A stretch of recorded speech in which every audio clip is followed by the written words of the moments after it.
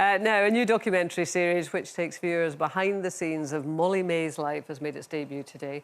In the first episode, Molly gets candid about her breakup from boxer Tommy Fury, and she opens up on the realities of becoming a mum.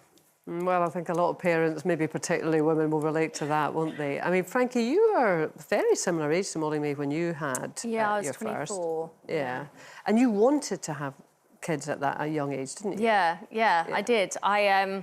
Oh, they look really small there. They're not like that now.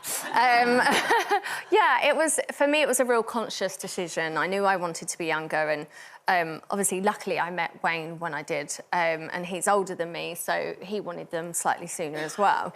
But for me, I think I felt like I'd had a career from the age of 12, and I had like your life had been sped up a bit. Yeah, and I kind of always had this thing, I didn't want the success without the love and the family at home. Like, I always really wanted that. I always really wanted to be a mum. And I had a friend with a younger mum, and I always wanted to be like that. And so for me, obviously, it worked out. But I think at 24, you're still so young and naive still. Like, obviously, I didn't feel it at the time, but I realise it now.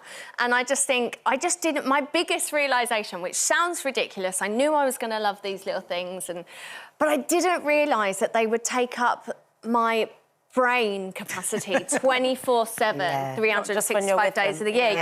I saw these women with successful careers, on holiday without their kids, doing all these things, and I thought, oh yeah, like, you compartmentalise. When you're with your kids, and when you're not, you're not. You don't think about obviously, them. It's not that at all. No. They're like, you worry about them all the time, you think about them all the time, and I think it sounds so obvious now, but that was my genuine shock of just how much it takes over. I think lots of people feel like that. Yeah, at any age. I mean, we were both older, but I mean, it was in some ways, you kind of, when you're older, you've had longer to get used to being able to do whatever the heck you want. And my goodness, when I was 39, it came as such...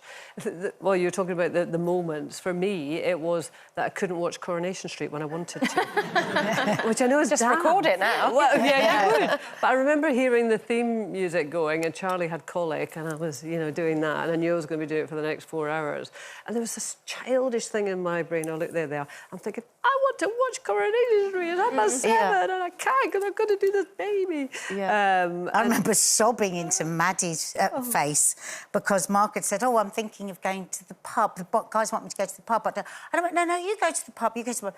And as he went out and he closed the door, I just started sobbing.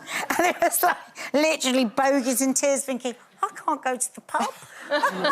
Honestly, that was my first epiphany. I thought, I can't just go to the pub. But I think women are scared to say that. Like, it's like, oh, you don't enjoy it or you don't love your child. We always have to caveat it with, oh, I love my kids, but... And it's like, oh, she come said on, it there, we're all didn't she? human. It's amazing, and I hate that she has to say that. I think also she's very early on. Like, we're talking about... My kids are sort of 10 and 7, so it's a completely, different life for me now as where she is with Bambi. And she's 25, I didn't have my first kid till 30, so I think it's different when you're older. But I think for me, I wanted change in my life.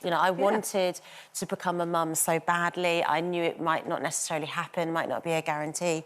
So I have changed, and I'm glad. Like, I wanted to change. Yeah, and it is important to say that, because we're talking about the things that you kind of lose, but you've also got to look at the things that you gain. I mean, what do you feel you've gained? Everything. A whole new life, identity, and unconditional love, joy, company.